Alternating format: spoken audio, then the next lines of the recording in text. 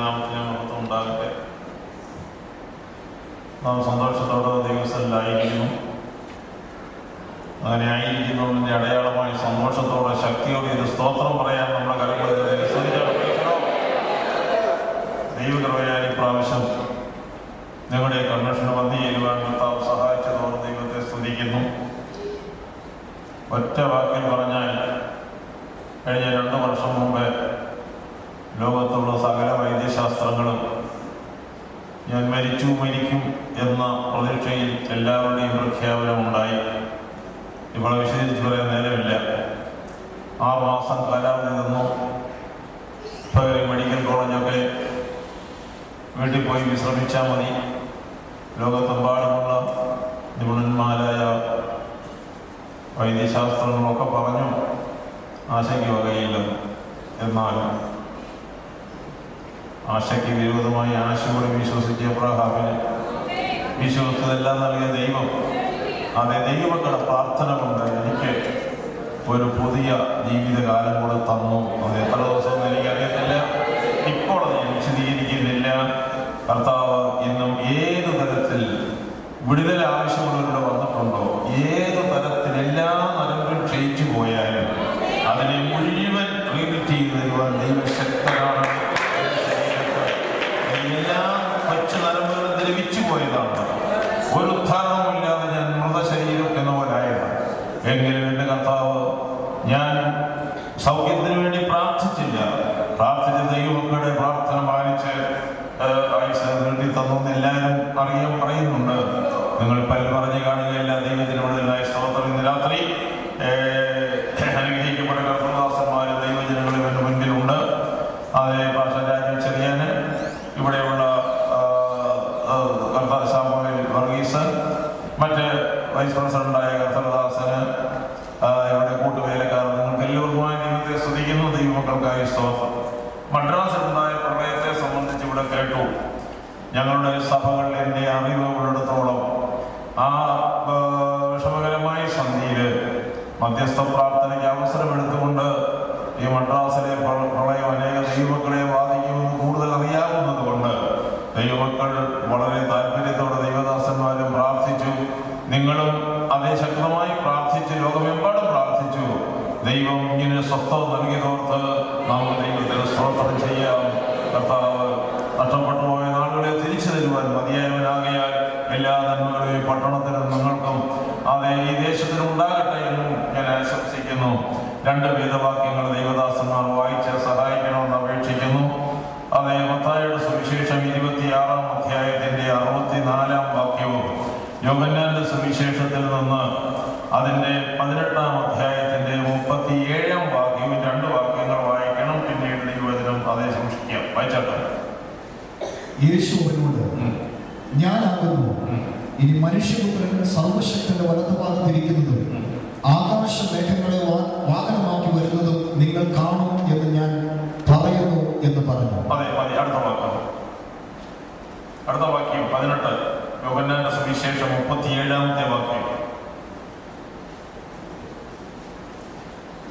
പീലാത്തോസ് അവനോട്, എന്നാൽ നീ രാജാവ് തന്നെയല്ലയോ എന്ന് പറഞ്ഞതിന് യേശു, നീ പറഞ്ഞതുപോലെ ഞാൻ രാജാവ് തന്നെ.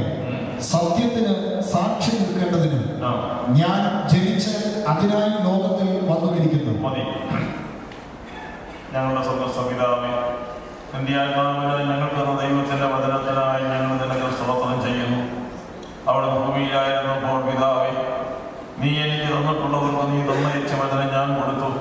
ഞാൻ ലൗകികനല്ലാത്ത പോലെ അവരിൽ ലൗകികന്മാരല്ലെന്ന് അറിയിച്ചത് നാഥ.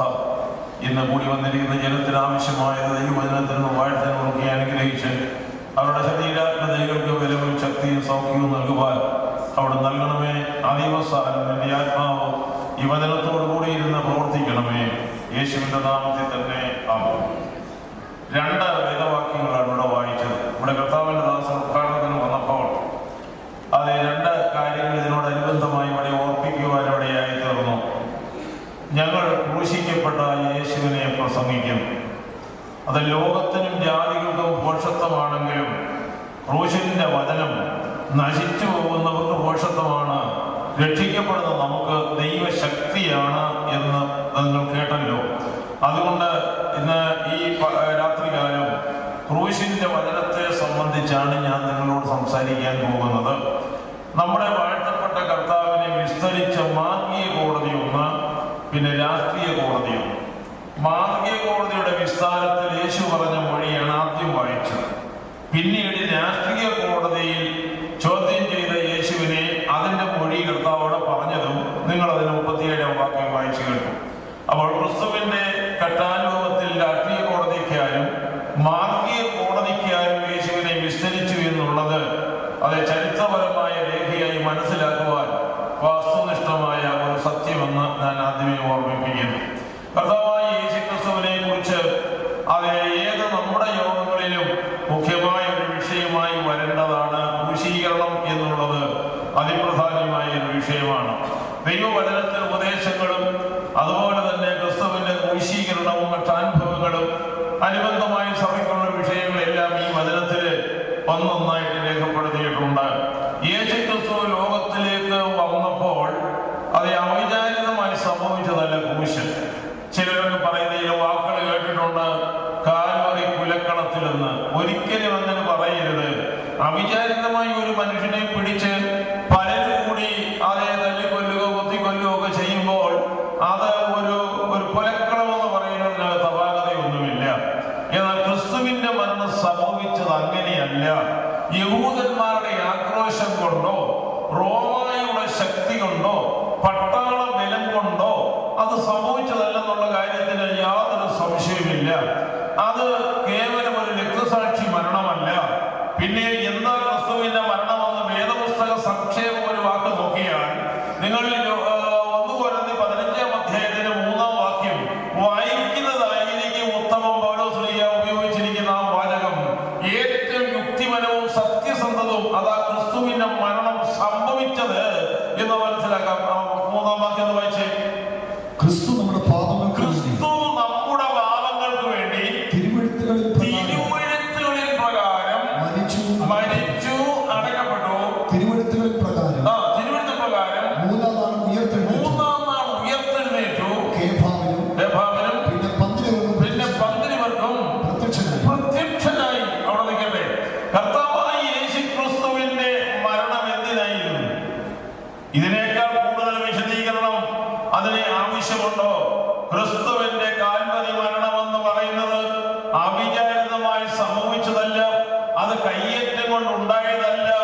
കൂട്ടുകെട്ടുകാരായ ദുഷ്ടന്മാരുടെ ആക്രോശം കൊണ്ട് സംഭവിച്ചതല്ല. യഹൂദ മതത്തിന്റെ അതേ ആ ശൗര്യം കൊണ്ട് ഉണ്ടായതല്ല. പിന്നെ യേശു മരിക്കണമെന്നുള്ളത് മരിച്ച യേശു ഉൾപ്പെടെ 1000 വർഷങ്ങൾ പ്രവാചകന്മാരും അതേ തുടർന്ന് ഘോഷിച്ച ഒരു സത്യമാണ്. 1000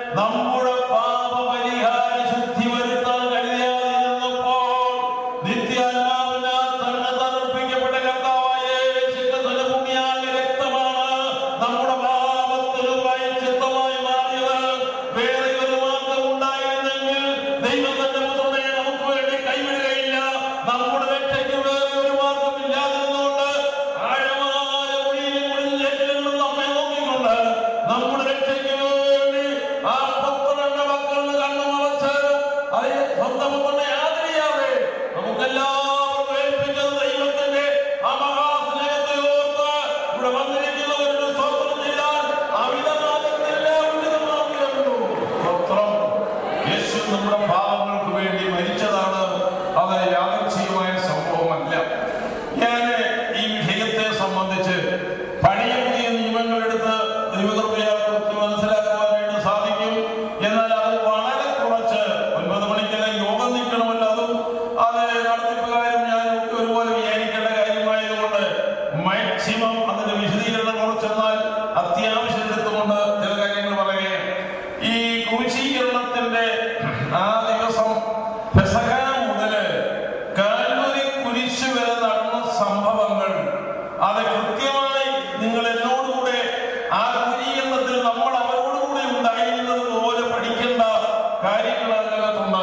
പ്രത്യേകിച്ച് ഞാൻ ഈ സ്ഥലങ്ങളെല്ലാം സന്ദർശിച്ച് ആ ക്രൂശീകരണവും കോടതിയും ഗോൽഗോഥായും അതുപോലെ ഈ തോട്ടം മുതലും അതിനു മുമ്പ് മാളികമുറി മുതലുമുള്ള കാര്യങ്ങളെ അതിന്റെ ശരിയായ വിധത്തിൽ പഠിക്കുവാനും എത്തിക്കാനും ഒക്കെ ഇടയായതുകൊണ്ട് ആ ചരിത്ര യാഥാർത്ഥ്യം കൂടെ ഞാൻ ഓർപ്പിച്ചുകൊണ്ട് സംസാരിക്കാൻ പ്രാർത്ഥനയോടെ ഇരിക്കണം. ഈ കർത്താവായ യേശു ക്രിസ്തുവിനെ കാണിച്ചു കൊടുത്ത രാത്രി നമ്മൾ സാധാരണ പറയുന്ന ഒരു വാക്കാണ് നിരത്താഴത്തിന് കാണിച്ചു കൊടുത്ത രാത്രി അപ്പമെടുത്ത് സ്തോത്രം ചൊല്ലി നോക്കി അവർ കൊടുത്തത് കർത്തൃമേശയുടെ കാര്യമാണ്. അതിനു മുൻപ് പെസഹായുടെ ഉത്സവം ആചരിച്ചു. യേശു പറഞ്ഞു, നിങ്ങൾ എനിക്ക് വേണ്ടി പോയി പെസഹ ഒരു കന്മാളയമുറിയില് പോയി ക്രമീകരണമൊക്കെ ചെയ്യുവാൻ പറഞ്ഞു. ആ മാളയമുറി ഇന്നും അവിടെ ഉണ്ട്. ഒരു 150 പേരിരിക്കാവുന്ന ഒരു ഓഡിറ്റോറിയം അതിന് മുകളിലായിട്ട് അതിന് 2ാം നിലയിൽ കാണുവാൻ കഴിയും. അവിടെയാണ് ഈ പെസഹ ഒരുക്കിയതും പെന്തക്കോസ്ത് നാളിൽ ആത്മാവ് കൂടി വന്നതും ആത്മസ്നാനം നടന്നതെല്ലാം പറയപ്പെടുന്ന സ്ഥലം അത് തന്നെയാണ്. അങ്ങനെ അവിടെ കൂടിയിരുന്നതായ ആ ശിഷ്യന്മാരുമായിട്ട് നമ്മുടെ കർത്താവ് അത് 1500 കൊല്ലം ഇസ്രായേലിൽ നടന്നു വന്ന ചരിത്രപരമായി അവർ വർഷമെണ്ണി ചെയ്തതായ 1500 വർഷങ്ങളുടെ ആ പെസഹ കഴിഞ്ഞപ്പോൾ പെസഹ കുഞ്ഞാടായ യഥാർത്ഥ അതേ കുഞ്ഞാട് ക്രിസ്തു തന്നെ വന്നു. യഹൂദന്മാരുടെ പെസഹായ്ക്ക് ഋഷിയായി സ്മരിച്ചു മാറ്റി വെക്കുന്ന പെസഹായുടെ എടുത്തു വെക്കുന്ന അപ്പത്തിന്റെ ഓർമ്മയുണ്ട്. യേശു പറഞ്ഞു, ഞാൻ സ്വർഗത്തിൽ നിറങ്ങി വന്ന ജീവന്റെ അപ്പമാണ്, എന്നെ തിന്ന് ഇതുപോലെ ജീവിക്കും. യൂദന്മാരെ ആചാരപ്രകാരമുള്ള പെസഹ കഴിഞ്ഞ് കർത്താവായ യേശു ക്രിസ്തു നീക്കി വെച്ച് അപ്പമെടുത്ത് ഇത് നിങ്ങൾക്ക് വേണ്ടി കൊടുക്കപ്പെടുന്നത് എന്റെ ശരീരമാണെന്ന് പറഞ്ഞ് അതെ അവർക്ക് കൊടുത്തു. അതേ തിരുവത്താഴിന് മുന്നറിയിപ്പില്ലാതെ നമ്മുടെ സഭകൾ നടത്തിയാൽ പാസ്റ്റർമാർക്ക് ഇരിക്കപ്പൂതി ഉണ്ടാകത്തില്ല. എന്നാൽ അവരുടെ കൂടെ നടന്നിട്ട് തിരുവത്താഴത്തിന് ഒരു മുന്നറിയിപ്പുമില്ല. ആദ്യം വയർ നിറച്ച പെസഹായുടെ അപ്പവറശിയൊക്കെ തിന്നു. അതെല്ലാം കഴിഞ്ഞിട്ടാണ് ഇത് തുടങ്ങിയത്. നമ്മളാണെങ്കിൽ ഉപസിച്ച് പ്രാർത്ഥനയില്ലെങ്കിൽ ശരിയാകില്ലെന്ന് പറയും. അവിടെ ഉപവാസമല്ല വലുത്. നമ്മുടെ കർത്താവ് ശുശ്രൂഷയുടെ തുടക്കമിട്ടപ്പോൾ ശിഷ്യന്മാരോട് പറഞ്ഞിട്ടുള്ള വാക്കുകൾ പ്രത്യേകിച്ച് എന്റെ ഓർമ്മയ്ക്ക് എന്ന വാക്കാണ് അവിടെ പ്രത്യേക.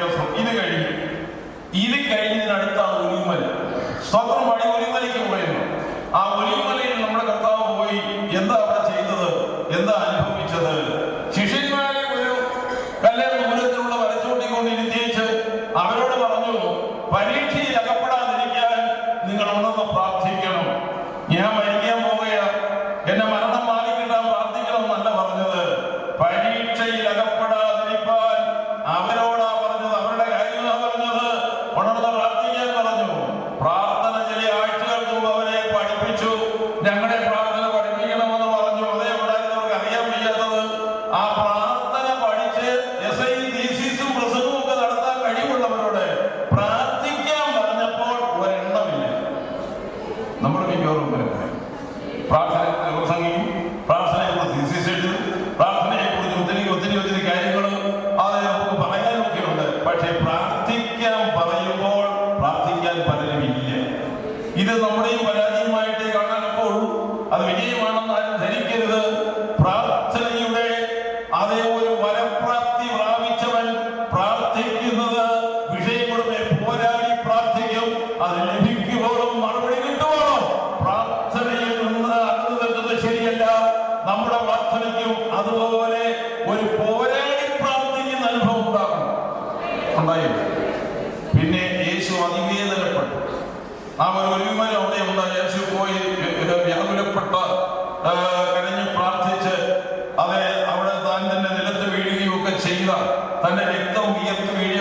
ഒരു സ്ഥലം അവിടെ ഉണ്ട്. 5000 കൊല്ലം പഴക്കമുള്ള ഒരു ഒലിവുമരം. ഒലിവുമരം വലിയ മരമൊന്നുമല്ല.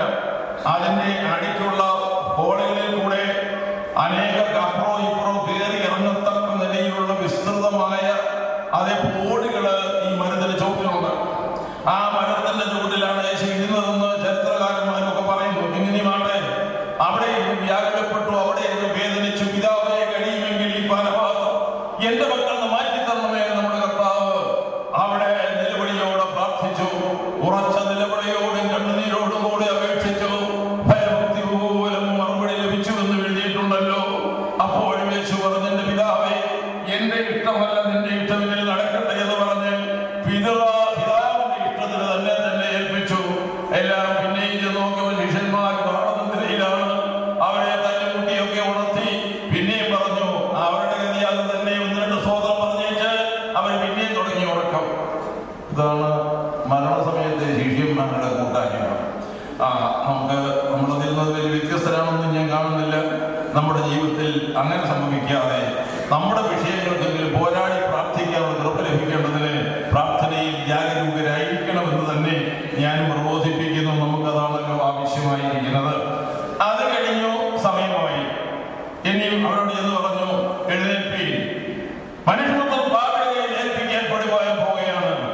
അത് എന്ന് പറഞ്ഞ് ഗെത്സമേന തോട്ടത്തിന്റെ വാതിൽക്കലേക്ക് ചെന്നു. കർത്താവായ യേശു ക്രിസ്തുവിനെ നിങ്ങളൊരു കാര്യം അറിയണം, ഇതൊരു അബദ്ധം പറ്റിയതല്ല. കർത്താവായ യേശു ക്രിസ്തു അബദ്ധവശാൽ പിടിവിട്ടു പോയതല്ല. ക്രൂശീകരണത്തിന്റെ തലേ ദിവസങ്ങളിൽ, അതിന്റെ 6 ദിവസം മുൻപ് യെരൂശലേമിലേക്ക് യേശു ശിഷ്യന്മാരും കൂടെ വരുമ്പോൾ താൻ തിരുവായ്മൊഴി ഞെരുടിയ 2 വേദഭാഗങ്ങൾ ഞാൻ നിങ്ങളെ ഓർപ്പിക്കാൻ പോവുകയാണ്.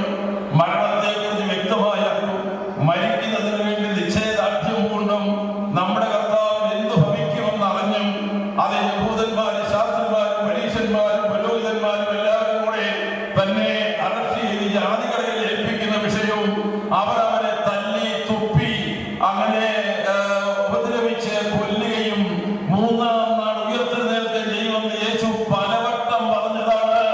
ഈ ഒരു അമാന്തം സംഭവിച്ചതല്ല, ഒരബദ്ധം പറ്റിയതല്ല.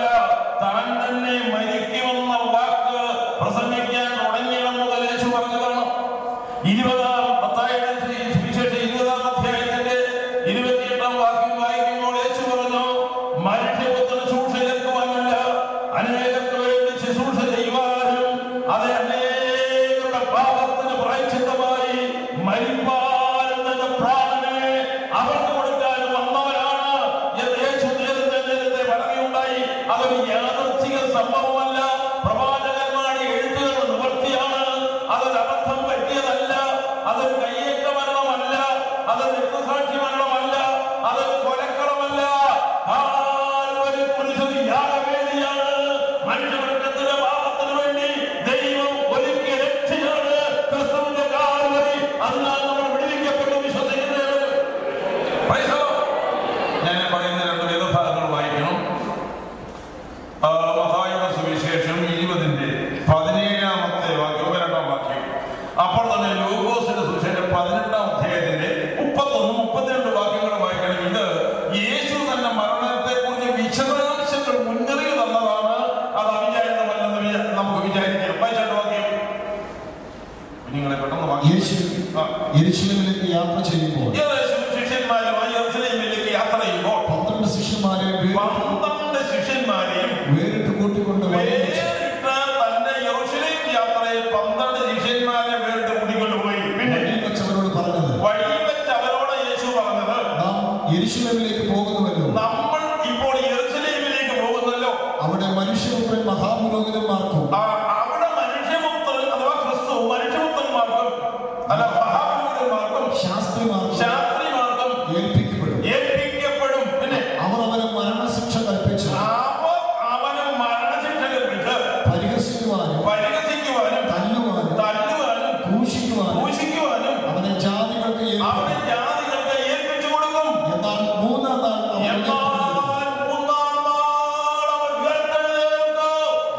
ഇതാണ് സുവിശേഷത്തിന്റെ ശക്തി. ഇതെല്ലാം സംഭവിച്ചാൽ മരണത്തെ ജയിച്ചുകൊണ്ട്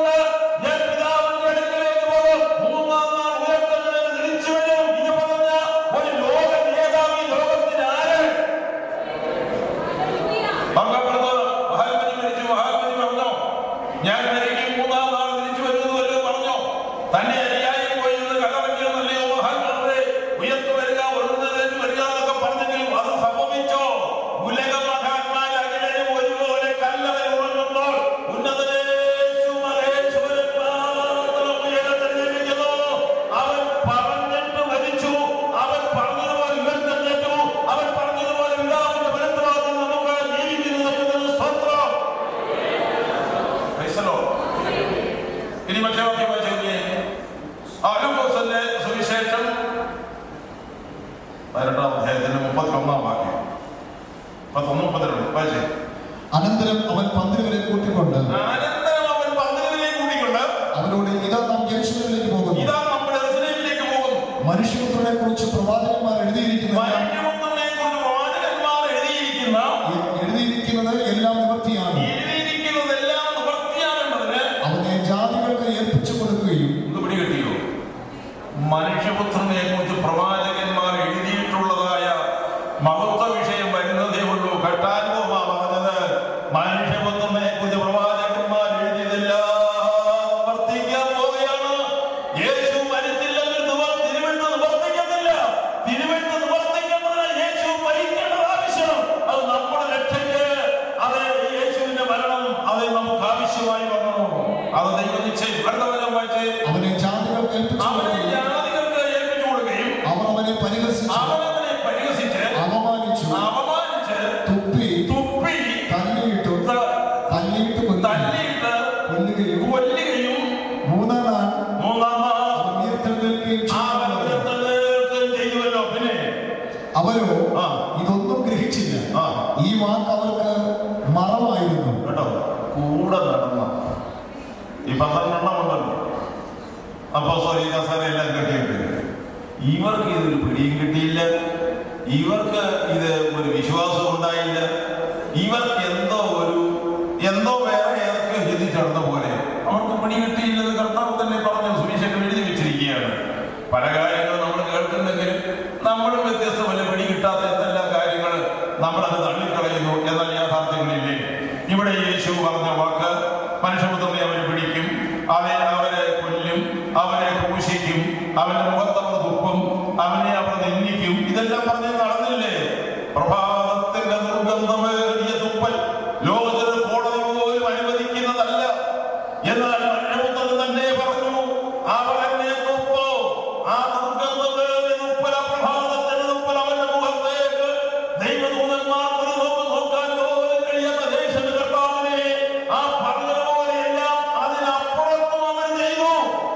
യേശുവിന്റെ മരണം യാദൃച്ഛികമോ അതോ തിരുവെഴുത്തുകളുടെ നിവൃത്തിയാണോ എന്നൊന്ന് വിലയിരുത്താൻ കഴിയുമോ നമുക്ക്? യാദൃച്ഛികമല്ല, അബദ്ധം പറ്റിയതല്ല. ഞാൻ മുമ്പേ പറഞ്ഞ ഘടകങ്ങളുടെ ഒരു ശക്തി കൊണ്ടുണ്ടായതല്ല. യേശു മരിക്കേണ്ടത് നമ്മുടെ പാപത്തിന് പ്രായശ്ചിത്തമായി മരിക്കേണ്ടത് ആവശ്യം. അതുകൊണ്ടാണ് അവൻ കാൽവറിയിൽ നമുക്ക് വേണ്ടി മരിച്ചത്. ഈ ഗെത്സമേന തോട്ടത്തിന്റെ ഇതിനകത്ത് വേറൊരു കാര്യം കൂടി ഉണ്ട്.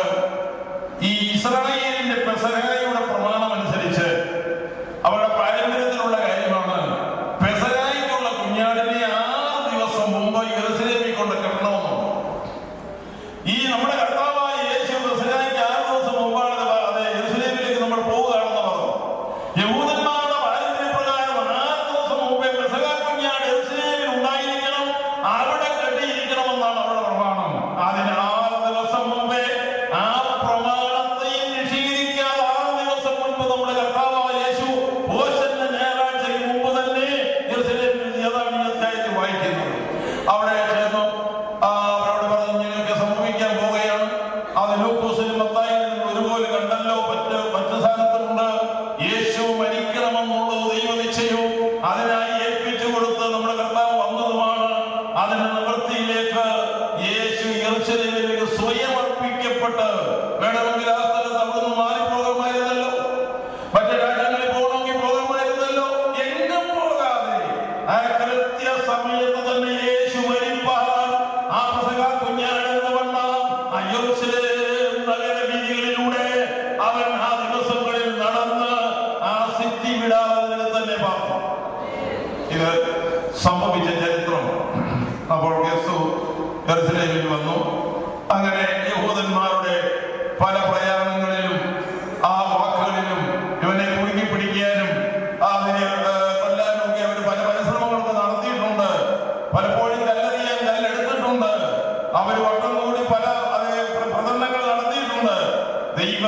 സമയമാകാതൊന്നും നടക്കയില്ല എന്ന് കർത്താവിനറിയാം. ആ സമയമായപ്പോൾ ഇതെല്ലാം സംഭവിച്ചു. കൂടുതൽ പഠിക്കാം, അതിന്റെ വിശദീകരണമൊക്കെ ദൈവത്തിന് കുറച്ച് പ്രവചനങ്ങളൊക്കെ എടുത്ത് തെളിയിക്കുന്നത് നേരം. യേശു മരിച്ചത് 1 മണിക്കൂർ മുമ്പുമല്ല, 1 മണിക്കൂർ താമസിച്ചുമല്ല. കൂടുതൽ പഠനങ്ങളോട് നമ്മൾ കയറിയാൽ അതിന് മനസ്സിലാക്കാൻ പോകുന്ന ദാനിയേൽ 9-ാം അധ്യായത്തിന്റെ 24-25 വാക്യങ്ങൾ നിങ്ങൾ എടുത്ത് പഠിച്ചാലും ഞാൻ ഇപ്പോൾ വായിപ്പിക്കാൻ ഉദ്ദേശിക്കുന്നില്ല. അപകടം അത്യധികമായ ഗഹന വിഷയങ്ങൾ അതിനകത്ത് ഉൾക്കൊണ്ടിരിക്കുന്നത് 70 ആഴ്ചവട്ടം എന്ന വിഷയമാണ് അതിനകത്ത് നിൽക്കുന്നത്. എങ്കിൽ ഒരു കാര്യം മാത്രം ഓർപ്പിക്കുകയാണ്. ഗബ്രിയേൽ ദൂതൻ വന്ന ദാനിയേലിനോട് ദൂത് പറയുമ്പോൾ ദൈവരാജ്യം സമീപിച്ചിരിക്കുകയാണ്, അഥവാ മശീഹ രാജ്യം സ്ഥാപിക്കാൻ പോകുന്നത് കൊണ്ട് ജനത്തിന് ഉറവുണ്ടാകാനും വിടുതലുണ്ടാകാനും പ്രാർത്ഥിച്ച ആളാണ് അത് 9-ാം അധ്യായത്തിലെ ദാനിയേലിന്റെ പ്രാർത്ഥന. എന്നാൽ ആ പ്രാർത്ഥനയുടെ മറുപടിയിലേക്ക് ഗബ്രിയേൽ സ്വർഗ്ഗത്തിൽ നിന്ന് വരുമ്പോൾ അതേ പറഞ്ഞ മറുപടി അതാ ശ്രദ്ധിക്കേണ്ടത്. നീ പ്രതീക്ഷിക്കുന്ന മശീഹ ഭരിക്കാനല്ല വരുന്നത്, മശീഹ രാജ്യം സ്ഥാപിക്കാനല്ല വരുന്നത്.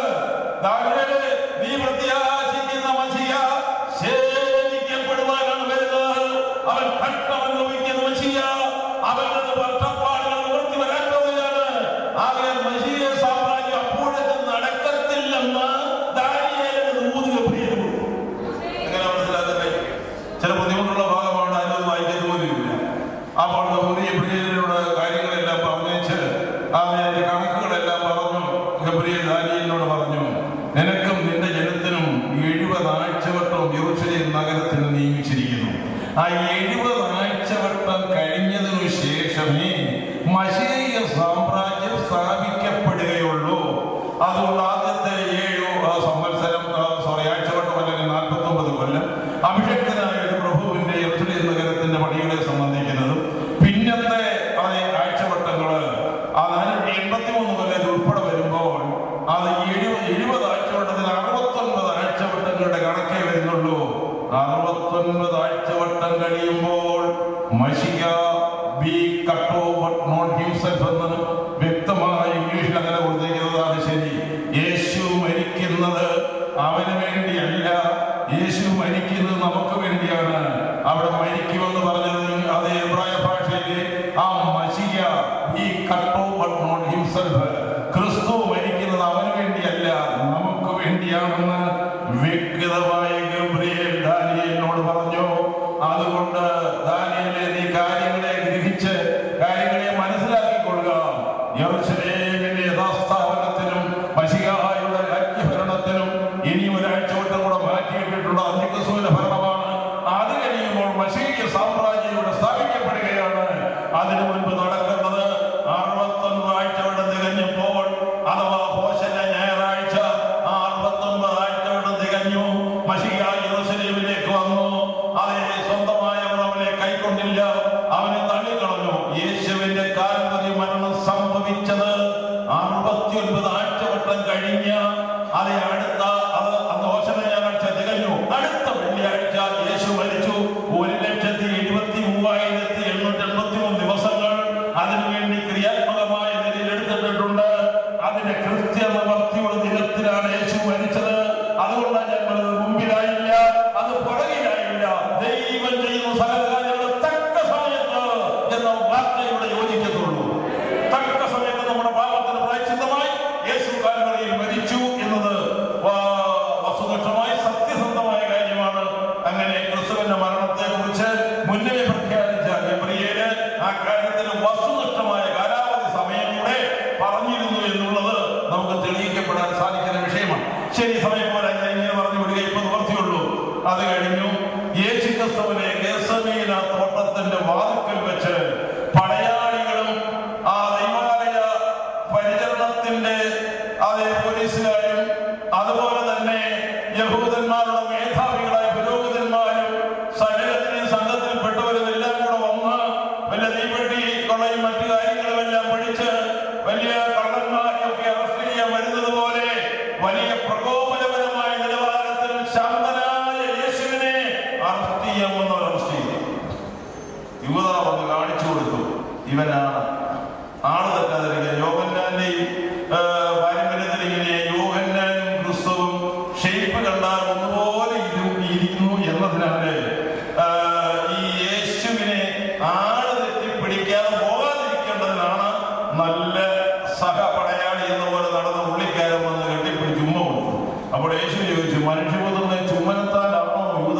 കൊടുക്കുന്നത്. എന്തായി കാണിക്കുന്ന കാര്യം മനസ്സിലായി. അവിടെ പ്രകോപിതരായ ശിഷ്യന്മാര് ആ മഹാപുരോഹിതന്റെ ദാസന്റെ അതേ കഴുത്തിന് വെട്ടിയതാന്നേലും ചെവിക്കാ കൊണ്ടത്. യേശു ആ ചെവിയെടുത്ത് അവൻ വെച്ച് പിടിപ്പിച്ചു കൊടുത്തു. അവിടെ അത്ഭുതം ചെയ്തിട്ട് പോലും ഈ കണ്ട കടവരന്മാരായ യഹൂദന്മാർക്ക് ഒരു ദൈവവും സഹതാപവും ഇല്ലല്ലോ.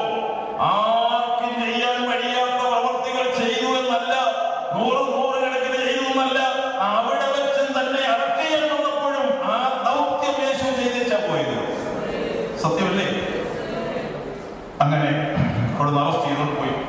എനിക്ക് ശ്രദ്ധിക്കണം, ഞാൻ പെട്ടെന്ന് ആ നടന്ന ആ സംഭവത്തെ വേദപുസ്തകവും വ്യാഖ്യാനവുമായിട്ട് അതുപോലെ കൊണ്ടുവരികയാണ്. ഇവിടുന്ന് യെരൂശലേമിൻ വഴിയുടെ ഇടത്തുഭാഗത്താണ് ഹന്നാസിന്റെ അരമന. ഈ ഹന്നാസിനെ കുറിച്ച് നമ്മൾ അധികമൊന്നും വലിയ പഠിക്കാറില്ല. കയ്യപ്പാവിന്റെ അമ്മായിയപ്പൻ ഹന്നാസ് ഇസ്രായേലിന്റെ മഹാപുരോഹിതനായിരുന്ന ഒരു കൊച്ചു കാലമുണ്ട്. ഇവൻ ഇസ്രായേലിൽ ഉള്ളവനായിരുന്നില്ല. വിദേശത്തും ഇറക്കുമതി ചെയ്ത ഒരു ദൈവവിശ്വാസി അല്ലാത്ത പിന്മാറ്റക്കാരനായ അധർമ്മിയാണ്. അവനായ യെരൂശലേമിൽ എതിരാളികളായ ദുഷ്ടന്മാരിനെ കൂട്ടിക്കൊണ്ട് അവിടെ വന്നു. അവനെ അവിടെ താമസിപ്പിച്ചു. അത് വിപ്ലവങ്ങളുടെ നടുവിൽ ഒരു വർഷം അവൻ മഹാപുരോഹിതനായിരുന്നു. ആ കാരണത്താൽ ആദ്യം മഹാപുരോഹിതനായ ഹന്നാസിന്റെ അരമനയിൽ നമ്മുടെ കർത്താവ് വിസ്തരിക്കപ്പെട്ടത് ആദ്യം അവിടെയാണ്. കോടതികളെ കുറിച്ച് നമുക്കൊരു ബോധം വന്നു. അത് യെരൂശലേമിലോട്ട് കയറിപ്പോകുന്നതിന്റെ ഇടത്തുവശത്ത് 8 മൂലകൾ ഉള്ള അതൊരു വീടാണ്. ആ വീടിന്നില്ലെങ്കിലും ഫൗണ്ടേഷൻ ഉണ്ട്. അത് നമുക്ക് പല കാര്യങ്ങളുടെ പഠനത്തില് റോമാക്കാരെല്ലാം ഇടിച്ചു പൊളിച്ച് കളഞ്ഞെങ്കിലും ചിലതിന്റെയൊക്കെ ഫൗണ്ടേഷൻ അവിടെ നിൽപ്പുണ്ട്. അവിടെയായിരുന്നു ഇവന്റെ അരമന. ഇവനെ കുറിച്ച് പറയുന്ന ചരിത്രമൊക്കെ വളരെ പ്രത്യേകമായി എടുത്തു പഠിക്കേണ്ടതാണ്. ഇവന് യെരൂശലേമിനകത്ത് 8 ആട്ടിയന്തയുണ്ട്. ഈ ആട്ടിയന്തയുടെ ഉദ്ദേശം എന്ന് പറയുന്നത് നല്ല ആടിനെ വിൽക്കുന്നതല്ല.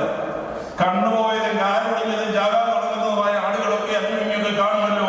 അതിനെല്ലാം കളക്ട് ചെയ്ത് ഈ ആട്ടിയന്തയെ കൊണ്ടുവന്ന് അന്യരാജ്യങ്ങളിൽ നിന്ന് വരുന്ന യഹൂദന്മാര് ഒരാടിനേക്കാളും ജാഗം കഴിക്കണമെങ്കിൽ ഈ ഇനിക്കാൻ വയ്യാത്തതും ചടഞ്ഞു വീട് കിടക്കുന്നതുമായ ഇതിനെയൊക്കെ അതേ നല്ല ആടിന്റെ വില വാങ്ങിച്ച കാശി വീശയിലാക്കി ഈ പന്ന ആടിനെ കൊള്ളാത്തതിനെ കണ്ണും കാലൊന്നും ഇല്ലാത്തതിനെ പിടിച്ച് ദൈവത്തിന് യാഗം കഴിച്ച് കോടികൾ ഉണ്ടാക്കിയ തട്ടിപ്പുകാരനാണ് ഇതെല്ലാം.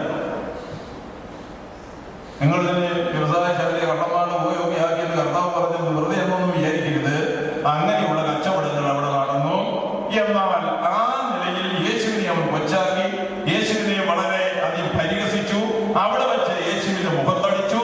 ഏതായാലും കൊള്ള പരിഹാസവും കഷ്ടവും ഒക്കെ അവിടെ തന്നെ തുടങ്ങി. അവൻ വിസ്തരിക്കാൻ യോഗ്യനല്ല. യേശു അവൻ വിസ്തരിക്കപ്പെടേണ്ട കാര്യമില്ല. എങ്കിലും അധർമ്മിയുടെ കോടതിയിൽ ആദ്യം വിസ്തരിക്കപ്പെട്ടു. ഒന്നാം കോടതി. അടുത്തതായി യേശുവിനെ വിസ്തരിച്ചത് സന്നഗതിരി സംഘം. സന്നഗതിരി സംഘം എന്ന് പറയുന്നത് യഹൂദന്മാരുടെ കൗൺസിൽ എന്നോ പ്രസ്ബിറ്ററി എന്നോ നിങ്ങളെ എന്തോ പേര് വേണേ കൊടുത്തോ മതമേധാവികളുടെ കൂട്ടം എന്നതിനർത്ഥം വരുന്നു. അവരുടെ ആ കോടതിയാണ്. ആ സന്നഗതിരി സംഘമാണ് ശരിയും കുറ്റവും ഒക്കെ ഈ മഹാപുരോഹിതന് ബോധ്യമാക്കി കൊടുക്കുന്ന ശുപാർശക്കാർ, അല്ലെങ്കിൽ പ്രധാനമന്ത്രിയുടെയും പ്രസിഡന്റിന്റെയും ഒക്കെ അതേ ഉപദേശ രക്ഷകന്മാരെന്ന് പറയുന്ന പോലെയുള്ള ആൾക്കാരുള്ളല്ലോ. അതെ അഡ്വൈസർമാരെ പോലെ നിൽക്കുന്നവരാണ്. അപ്പൊ അവരുടെ കോടതിയിൽ യേശുവിനെ വിസ്തരിച്ചു. അന്ന് 2 പേര് കോടതിയില്ലായിരുന്നു. ആ കോടതിയിൽ വരേണ്ട അത്യാവശ്യം 2 പേര് ഒന്നുകിൽ ഈ സംഭവിക്കാൻ പോകുന്നതിൽ ദുഃഖിച്ചൊഴിഞ്ഞു മാറുകയോ അല്ലെങ്കിൽ ഈ പരമോന്നത പദവിക്കാർ അവരെ അറിയിക്കാതിരിക്കുകയോ ചെയ്തതായിരിക്കാം. പക്ഷെ അവരുടെ ചരിത്രത്തിൽ ഈ 2 പേര് അവിടെ വന്നിട്ടില്ല സന്നദ്ധി സംഘത്തില്. ഒന്ന് അരിമത്യക്കാരൻ യോസേഫാണ്. അദ്ദേഹം യേശുവിനോട് വളരെ പറ്റുമാനമുണ്ടായിരുന്നവനാണ്. 2 നിക്കോദമോസാണ്. രാത്രി യേശുവിനെ കാണാൻ വന്ന രാത്രി ശിഷ്യനായും അതേ ചമഞ്ഞവനാണ്. ഏതായാലും യേശുവിന്റെ മരണത്തിന് മുൻപാകെ യേശുവിനെ വിസ്തരിച്ചു കൊല്ലാൻ യഹൂദന്മാർ തീരുമാനിച്ചിരിക്കുന്നു എന്ന് അറിവ് കിട്ടിയതായിരിക്കാം. ഈ 2 പേര് അന്നത്തെ സന്നദ്ധി സംഘത്തിന്റെ മീറ്റിംഗിൽ വന്നില്ല. ബാക്കിയുള്ള ദുഷ്ടന്മാരെല്ലാം കൂടെ കൂടിക്കൊണ്ട് യേശുവിനെതിരെ ആക്രോശിച്ചുകൊണ്ട് കള്ളസാക്ഷികളെ നിർത്തി വിസ്തരിക്കുകയും വിസ്താരം നടത്തുകയും അനവധി ദൂഷണങ്ങൾ യേശുവിന്റെ പേരിൽ വരുത്തുകയൊക്കെ ചെയ്ത പുള്ളികളാണ് യുവമാരെല്ലാം. അവരുടെ സ്ഥലം കഴിഞ്ഞു. 1 ഹന്നാവ്, 2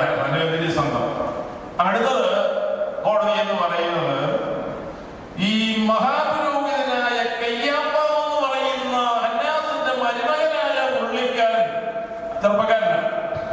പുള്ളിക്കാരൻ ഇസ്രായേലിന്റെ പ്രസിഡന്റായിട്ട് അത് അല്ലെങ്കിൽ അവരുടെ മാർഗീയ കോടതിയുടെ അധ്യക്ഷനായി വന്ന കാലത്താണ് ഈ യേശുവിന്റെ ക്രൂശീകരണ വിഷയം വരുന്നത്. യേശുവിനെ കൊല്ലണം എന്നുള്ളത്. അപ്പോഴേ ഈ കള്ളസാക്ഷികളെ നിരത്തിയിട്ട് യേശുവിനെ ചോദ്യം ചെയ്തു. സംഘത്തിലെ ബുദ്ധിജീവികൾ ആ വഴി കൂടെ ചോദ്യം ചെയ്തു. യേശുവിന്റെ പ്രസംഗത്തിന് ചില കാര്യങ്ങൾ എടുത്ത് വോട്ട് ചെയ്ത് ചോദ്യം ചെയ്തു. അത് നീ എന്നെയോ മന്ദിരം പൊളിക്ക് 3 ദിവസം കൊണ്ട് പണിയാമെന്ന് പറഞ്ഞവൻ, കൈസർക്ക് കരം കൊടുക്കേണ്ടെന്ന് പറഞ്ഞവൻ നീയല്ലേ? ചുരുക്കി പറഞ്ഞ രാജ്യദ്രോഹ കുറ്റം ഉൾപ്പെടെ മാർഗീയ സംഘടനയുടെ അത് കുറ്റങ്ങൾ ഉൾപ്പെടെ യേശുവിന്റെ സാക്ഷികളെ നിരത്തി വെച്ചുകൊണ്ട് രാപകലില്ലാതെ അവൻ അക്കാര്യത്തിൽ വളരെ നിഷ്ഠയോടെ വാദിച്ചപ്പോഴും യേശുവോ മിണ്ടാതെ വായ തുറക്കുന്നു. രോഗങ്ങളിൽ ഉണ്ടാകുന്നതിനെ പോലെ യേശു ഒരു വാക്കും പറയാതെ മൗനമായിരുന്നു. അതും പ്രവചനാവൃത്തിയാണ്. എന്താ ശയ പറഞ്ഞില്ലേ? രോമം കത്തിരിക്കുന്നതാണ് മുൻപാകെ മിണ്ടാതെ നിൽക്കുന്ന കുഞ്ഞാടിനെ പോലെ യേശു നിൽക്കുമെന്ന് പറഞ്ഞ പ്രവചനത്തിന് നിവൃത്തിയാണ്. അവർ അതിൽ നിരവധി ചോദ്യങ്ങളിൽ ഒന്നിനും മറുപടി പറയാൻ വാ തുറക്കാതെ യേശു പറഞ്ഞു. അങ്ങനെയായപ്പോൾ നിവൃത്തിയില്ല. പ്രതി മറുപടിയൊന്നും പറയുന്നില്ലെങ്കിൽ കുറ്റം തെളിയിക്കാൻ ഒക്കത്തില്ല. അങ്ങനെ ഇരിക്കുമ്പോൾ മഹാപുരോഹിതനായ കയ്യപ്പാവ് സടകുടഞ്ഞ് ആ തൊപ്പിയൊക്കെ എടുത്തൊന്ന് ഒതുക്കി മുറുക്കി വെച്ചിട്ട് ആ വടിയും നടുക്കെട്ടും ഇടക്കെട്ടും എല്ലാം ഒന്ന് മുറുക്കിയിട്ട് ചാടി ഇങ്ങോട്ട് എഴുന്നേറ്റ് കോടതിയിലെ ജഡ്ജി ചാടി എഴുന്നേക്കാന്നൊക്കെ പറഞ്ഞ വിഷയം കേസ് ഗൗരവമുള്ളതാണ്. ചാടി എഴുന്നേറ്റ് ചോദിച്ചു, അല്ലയോ യേശുവേ പറ, ഇത്രയും കാര്യങ്ങൾ നിന്നോട് ചോദിച്ചിട്ട് നീ ഒരു അക്ഷരം ഉണ്ടാതിരിക്കുന്നുണ്ട്. അടുത്ത മഹാപുരോഹിതൻ വരുന്നു.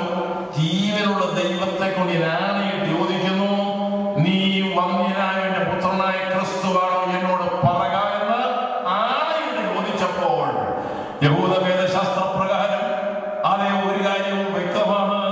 അതായത് ദൈവത്തെ കൊണ്ട് ആണയിട്ട് ആരെങ്കിലും ചോദിച്ചാൽ അതിന് മറുപടി പറയണമെന്നുള്ള വ്യക്തമായ വിഷയമായതുകൊണ്ട് ആണയിട്ട് ചോദിച്ചപ്പോൾ യേശു നമ്മളോട് പറഞ്ഞു, നീ പറഞ്ഞതുപോലെ ഞാൻ ആകുന്നു. എന്തോ അതിന്റെ അർത്ഥം എന്നറിയാം? നീ വന്യനായ ദൈവത്തിന്റെ പുത്രനായ ക്രിസ്തുവാണെന്നാണ് ചോദിച്ചത്. യേശു അതിനെ ഒഴിഞ്ഞു മാറിയില്ല. നമ്മുടെ ആകാരമെങ്കിലും ആണെങ്കിൽ ഒഴിഞ്ഞു മാറി. കാരണം ആ കോലം കണ്ടു നിൽക്കുന്ന സമയത്ത് സകല മനുഷ്യനെതിരായിട്ട് വിപ്ലവം ഒഴുകിക്കൊണ്ടിരിക്കുന്നതിനിടയ്ക്ക് അതിനിടയ്ക്ക് കയറി അതുകൂടെ പറഞ്ഞ് ഇവരുടെ തല്ലു വാങ്ങിക്കേണ്ട കാര്യമുണ്ടോ? അവർ മാർഗശൂരന്മാരായിരുന്നുകൊണ്ട് യേശുവിനെ വിസ്തരിക്കുകയാണ്. ചോദിച്ച ചോദ്യം, നീ വന്യനായവന്റെ പുത്രനായ ക്രിസ്തു തന്നെയോ എന്നോട് പറയാ, ഞാൻ ജീവനുള്ള ദൈവത്തെ കൊണ്ടാണ് നിന്നോട് ചോദിക്കുന്നു എന്ന് ആ പുരോഹിതൻ വളരെ ആഠ്യത്തോടെ ചോദിച്ചു. യേശു പറഞ്ഞു, ഞാനാകുന്നു. ഈ ഞാനാകുന്ന ഭാഷ നമുക്ക് മനസ്സിലാകും. ഈ ഞാനാകുന്നു എന്ന് പറഞ്ഞതിന്റെ അർത്ഥം എന്താണെന്നറിയാമോ? അതിങ്ങനെ ഉപേക്ഷിക്കാം.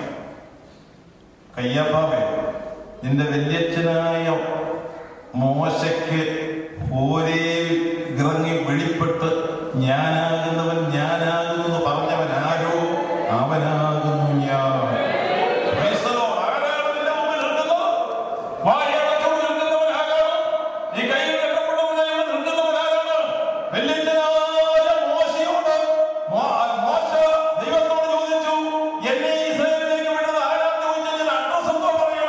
അപ്പോൾ ദൈവം ഹോരേവിൽ വെച്ച് പറഞ്ഞതാണ്, തീയോട് നടുവിൽ അരുളി ചെയ്താണ്, അതെ ഞാനാകുന്നവൻ അതെ നിന്നെ അയച്ചിരിക്കുന്നു എന്ന് പറയാൻ പറഞ്ഞു. ആ യേശു പറഞ്ഞത് അത് ഞാനാകുന്നു. ആ ഹോരേവിൽ വെളിപ്പെട്ട് മോശയോട് അരുളി ചെയ്തവനാണ് അത് ഞാനാകുന്നു. അതാണ് ഞാനാകുന്നവൻ ഞാനെന്ന് പറഞ്ഞവനാണ്.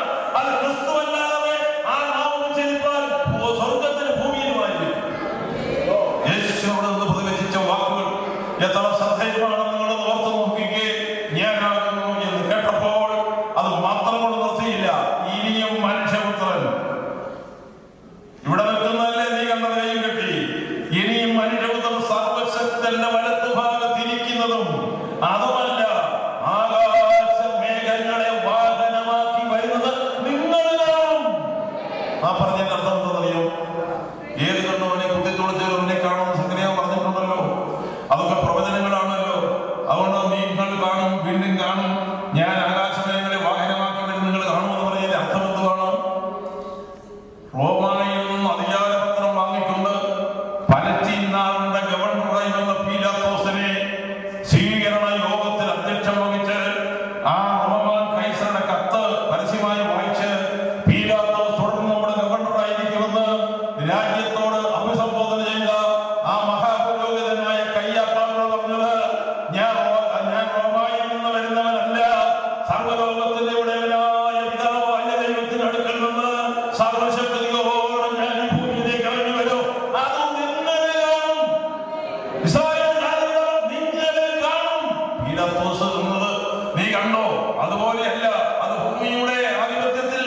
അഥവാ റോമായുടെ അധികാരമാണ്. സർവ്വലോകത്തിന്റെ അധികാരി പിതാവിന്റെ അധികാരം പ്രാപിച്ച് ഞാൻ ഈ ലോകത്തിൽ വരുന്നത് നിങ്ങളിലാകും. ഏതെങ്കിലും ബുദ്ധി തുറഞ്ഞവരെ കാണുമെന്നാണ് യേശു ഉറപ്പിച്ചവിടെ പറഞ്ഞത്. അങ്ങനെ കയ്യാഫാവിന്റെ വിസ്താരവേദിയിൽ യേശു തുറന്നു പറഞ്ഞു, അതെ ഞാനാകുന്നു, ഞാനാകുന്നവൻ ഞാനാകുന്നു, മോശയോട് പറഞ്ഞവൻ തന്നെ ഞാനാകുന്നു എന്ന് യേശു സ്പഷ്ടമായോട് പറയുവാൻ ഇടയായിത്തീർന്നതിന്റെ പശ്ചാത്തലം അതാണ്. അത് കഴിഞ്ഞു. ഇവർക്ക് കൊല്ലാൻ അവകാശമില്ല. ഇവർക്ക് കൊല്ലാൻ അവകാശമുണ്ടെങ്കിൽ ഒരെണ്ണത്തിനെ വെച്ചേക്കത്തുമില്ല. കൊല്ലാൻ അവകാശമില്ലാഞ്ഞിട്ട് അവരുടെ ഈ പ്രവാചകന്മാരെ അവർ കല്ലെറിഞ്ഞു കൊന്നു. അതേ പലരെയും പല നിലവാരത്തിൽ അവർ കൊന്നു. അങ്ങനെയൊക്കെ ചെയ്തവരാണ് ഈ യഹൂദന്മാര്. എന്നാൽ അധികാരം ഉണ്ടായിരുന്നെങ്കിൽ ഒരെണ്ണത്തിനെ വെച്ചേക്കും ഒന്നുമില്ല. ഇന്നും ഒരു പരുവത്തിലൊക്കെ ഒരു കൂട്ടം ആൾക്കാർ ജീവിക്കുന്നത് ദൈവത്തിന്റെ കരുണയെന്നല്ലാതെ ഞാൻ വേറൊന്നും പറയാൻ തയ്യാറാകുന്നില്ല. ഏതായാലും ആ ജനരോഷം ഇന്നുമുണ്ട്, ആ മേധാവികളുടെ രോഷം ഇന്നുമുണ്ട്. ജീവിക്കുന്ന ദൈവത്തിന്റെ സാന്നിധ്യം നമുക്കുണ്ട്. അതുകൊണ്ട് നമ്മൾ ഇന്ന് രക്ഷപ്പെട്ടു പോകുന്നു എന്നേ എടുത്ത് പറയേണ്ടതായിട്ടുള്ളൂ. അവിടെ കൊണ്ട് അവര് പറഞ്ഞ നമുക്ക് കൊല്ലാൻ അധികാരമില്ല. അതേ രാഷ്ട്രത്തിനാണ് എന്റെ അധികാരം. ഇവിടെ എത്ര സഭകളോ മതങ്ങളോ ഉണ്ടെങ്കിലും ഒരു മതത്തിനും ഒരു മനുഷ്യനെ എത്ര കുറ്റവാളിയായാലും കൊല്ലാൻ അധികാരമില്ല. അത് വേണമെങ്കിൽ ഇവിടുത്തെ രാഷ്ട്രീയ കോടതികളുടെ അവകാശമാണ് അവിടെ നടക്കത്തുള്ളൂ. അവിടെയാണ് അന്നത്തെ റോമാ നിയമം. അത് തന്നെയാണ്. അത് ഏത് രാജ്യത്തവരുടെ ഗവർണർമാർ ഭരിക്കുന്നുണ്ടോ ആ ഗവർണർമാർക്ക് കൈസറുടെ അധികാരം ഈ കാര്യത്തിൽ കൊടുത്തിട്ടുണ്ട്. അതുകൊണ്ട് ആ ഗവർണർമാർക്ക് മാത്രമേ അത് ചെയ്യാനൊക്കത്തുള്ളൂ. അന്നത്തെ പർഷ്യൻ ഗവർണറായിരിക്കുന്നത് അതെ പീലാത്തോസ് ആണ്. പീലാത്തോസ് റൂമിലേക്ക് കേസ് കൊടുത്തു. പീലാത്തോസ് റൂമിൽ കൊണ്ടുവന്ന് യേശുവിനെ വിസ്തരിച്ചു. പീലാത്തോസ് ആദ്യം ഒരു റൗണ്ട് വിസ്തരിക്കാനൊക്കെ തുടങ്ങിയപ്പോഴേ പീലാത്തോസ് പറഞ്ഞു, ഇവൻ കുറ്റക്കാരനല്ല, ഇവനൊരു കുറ്റവും ചെയ്തിട്ടില്ല, ഇവൻ മരണകരമായ ഒന്നും ചെയ്തിട്ടില്ല. യഹൂദന്മാരെ പിടിച്ച് പലവട്ടം പറഞ്ഞു, ഒരു ദോഷവും ചെയ്തിട്ടില്ല, മരണകരമായി ചെയ്തിട്ടില്ല, അവൻ നീതിമാനാണ്, ഒരു കുഴപ്പവും ഇല്ലാത്തവനാണെന്നൊക്കെ പറഞ്ഞു നോക്കി. ഒന്നും നടന്നില്ല. ആരാണ്ട് പറഞ്ഞു ഗലീലക്കാരനായിരുന്നു. അപ്പൊ ഗലീലയിൽ നിന്ന് ഹേരോദാവ് ജെറുസലേമിലെ അവരുടെ ഒരു ടൂറിസ്റ്റ് ബംഗ്ലാവുണ്ട്, അവിടെ വന്നിട്ടുണ്ട് ഏതോ ആവശ്യത്തിന്. അങ്ങനെ അപ്പൊ പറഞ്ഞത് ശരി, അങ്ങോട്ട് വിട്ടുകൊടുക്കുക, ഹേരോദാവിന്റെ ഗലീലക്കാരനല്ലേ. അങ്ങനെ യേശുവിനെ കാണാൻ വാങ്ങിച്ച ഹേരോദാവ് യേശുവിനെ കണ്ടതുകൊണ്ട് വളരെ സന്തോഷിച്ചെന്നൊക്കെയുണ്ട്. പള്ളി അത്ഭുതം നടക്കുമെന്നാണ് പുള്ളിയുടെ പ്രതീക്ഷ.